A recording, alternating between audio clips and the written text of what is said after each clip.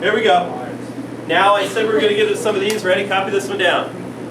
The sine of the inverse tangent of 1. The sine of the inverse tangent of 1. You write sine, parenthesis, yep, inverse tangent of 1.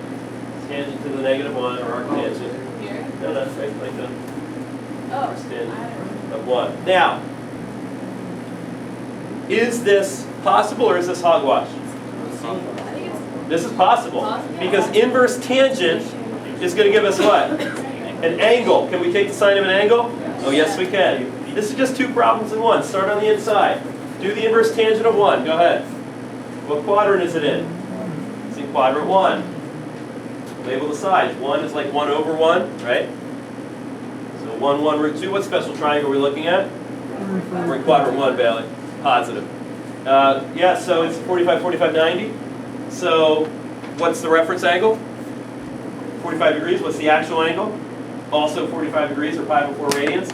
Now you have a new problem. It's the sine of 45 degrees. Hey, you can use the same diagram, can't you?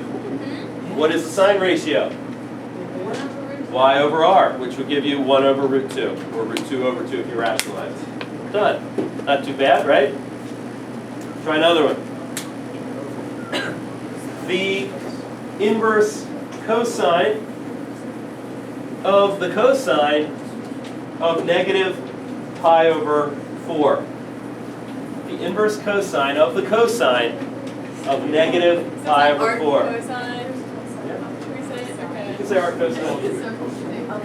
The inverse cosine of the cosine of negative pi over 4. Does this make sense? Yes. Yes, it does. You can take the cosine of an angle to get a ratio, and then take the inverse cosine of that.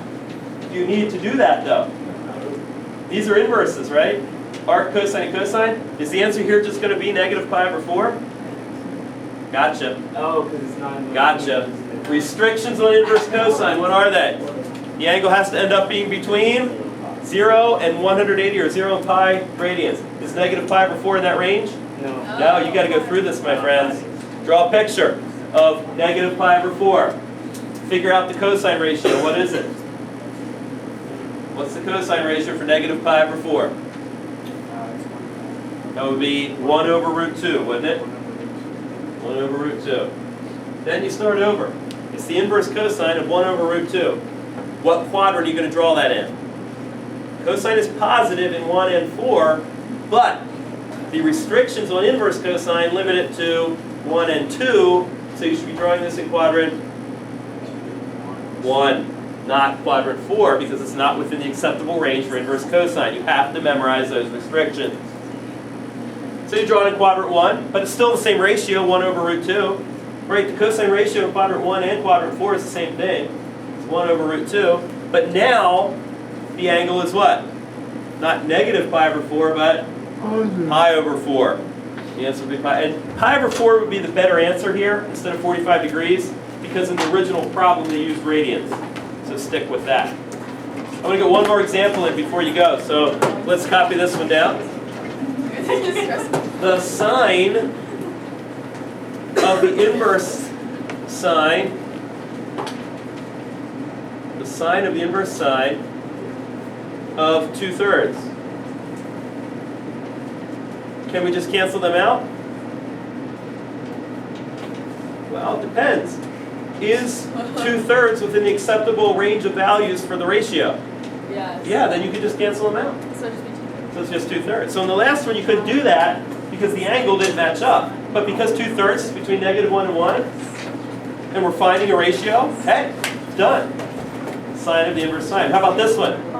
The sine of the inverse sine of 3/2. The sine of the inverse sine of 3/2? 3/2 is not between negative 1 and 1. What's the answer? Nonsense. Hogwash. Poppycock. No value. Can't happen. Okay? Homework. Homework tonight. 4.7a from the textbook. 4.7a. Quiz next week, probably on Tuesday. Also followed by a summative exam. Mr. Sai. Have a good